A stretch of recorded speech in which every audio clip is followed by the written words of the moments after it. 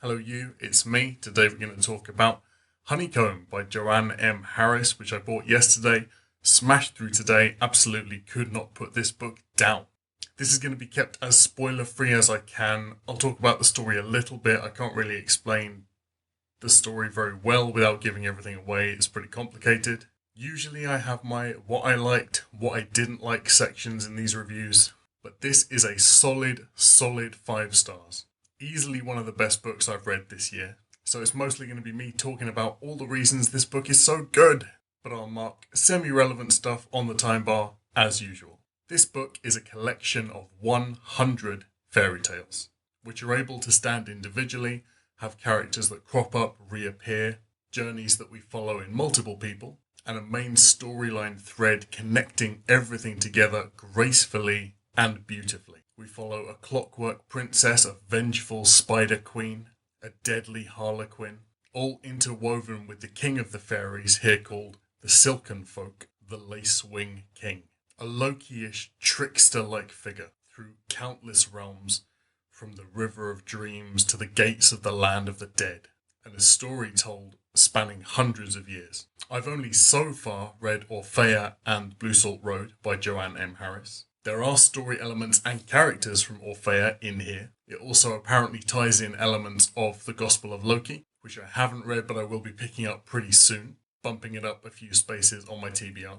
Before we actually even get into the content of this book, I just want to quickly talk about how this book is an experience just in itself, brilliantly enhanced by the illustrations of Charles Vess, whose art style is so perfectly and comfortably halfway between Arthur Rackham and Alfred Bestel, who illustrated and painted the Rupert annuals and comics, actually. If you pick up this book, flick through it, and pause on some of its full-plate illustrations, there's a good chance you're going to be tempted to buy it based purely on those. They honestly make this feel like an old, antique Hans Christian Andersen book. Opening the book, I was immediately emotional. It's split into 2 parts, and even the names of those parts have me teary-eyed. This being 100 stories is honestly such an ambitious piece of work.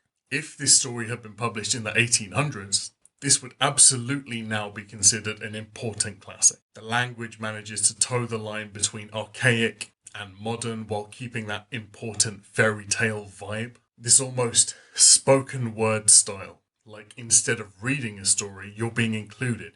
You're being told a story by somebody that wants you to know it. The narrative in this book is super strong and it is impressive.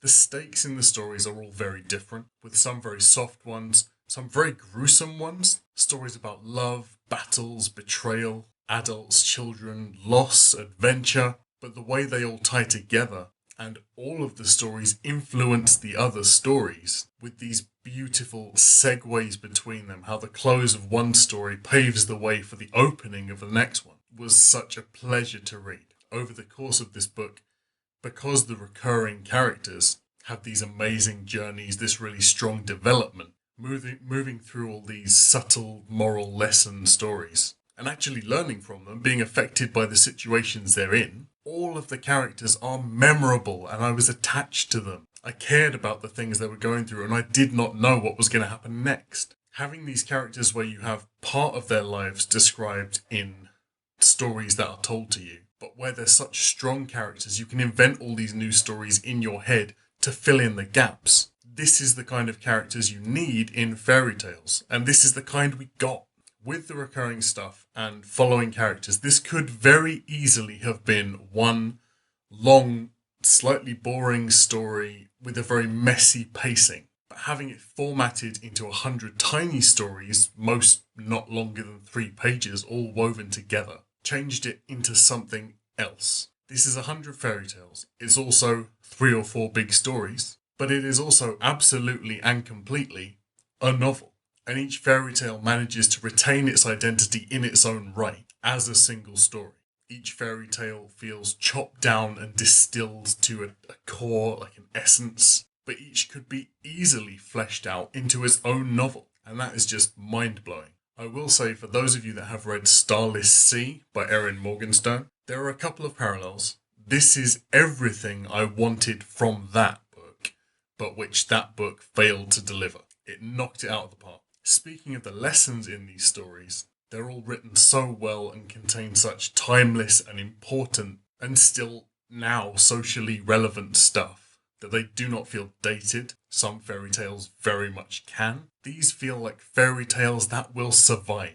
It's rare that you read something and while you're reading it you can imagine that somebody else 200 years from now will be sitting reading it with the same rapture as me reading a Brothers Grimm book as a kid under a blanket with a torch. I also want to briefly touch on the influences that you can so clearly smell in this book. It talks about the 9 realms, so you have the Norse influence, the River of the Dead reminiscent of the Styx. There's a mention of Irish mythological figures and Tir na Nog, the Celtic realm of the dead. And all of these studied through the stories really make the worlds we experience with the characters feel big and rich and old. And that sense of underlying history is so important.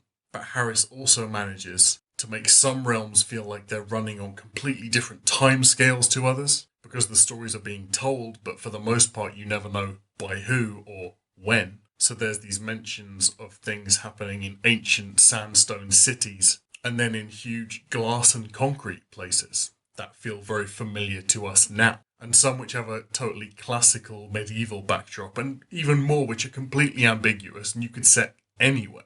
So while you've got the influences coming in to Harris's world build, I feel like she's managed to create this pantheon and a setting and a vision of the other worlds that is so new and so fresh, while also feeling classic.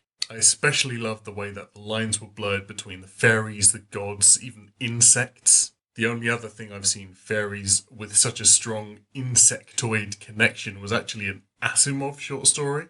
He's bonkers, I know, you wouldn't expect that from him at all. But the explanations and the look we get into fairy society is not something you get often. The different aspects of the Silken folk, the emblems of their clans, their governments, how they're relevant and important to the story. I never thought bees would make me cry.